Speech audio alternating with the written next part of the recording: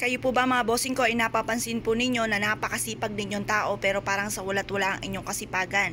Lubog ka pa rin sa pagkakautang at ikaw po ay lagi na lamang walang pera. Ngayon po mga bossing, ganito po inyo pong gagawin. Bukod sa sipag at tiyaga, pananalig sa mahal na Panginoon, sabayan nyo ng ganitong mga pamamaraan. Ito po mga bossing ko, humarap ka ng 6:30 or kaya alas 7 sa silangan tuwing umaga mga bossing at matatapos ang ating paggawa ng pampaswerte at pagbibilad hanggang alas 8 ng umaga. Kumuha po kayo mga bossing ko ng cinnamon powder. Ang cinnamon powder mga bossing ko or ang cinnamon ay isa sa mga pinaka-powerful na panghatak ng swerte. Ito po ay for happiness, for love, for success, prosperity, abundance, and protection mga bossing.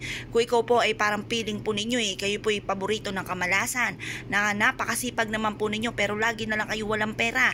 Aba, malaking katanungan nga po yan. Kaya ganito po inyo pong gagawin. Ito po yung ating cinnamon at ito yung ating barya. Ang barya po mga bossing ko ay isa sa mga pinaka-powerful na pang-alis na kamalasan. Para mabilis gumulong ang magandang kapalaran, mabilis tayong umasenso or magtagumpay sa buhay, gamitan natin ito ng barya. Ang silver ay nagtataboy ng malas mga bossing.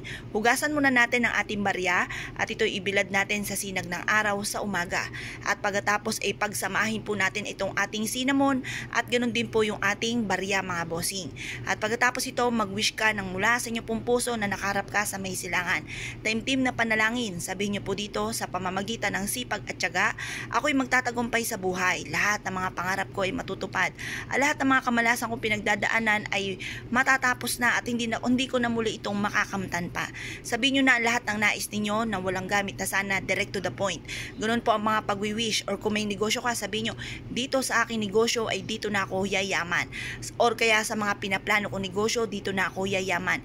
Pwede rin po dito kung halimbawa kung ano po yung nagpapalungkot po sa inyo. Halimbawa, kayo po ay may karamdaman, away-away ang pamilya, ganun din po na ang inyo pong karelasyon ay may mga tuksong hindi maiwasan.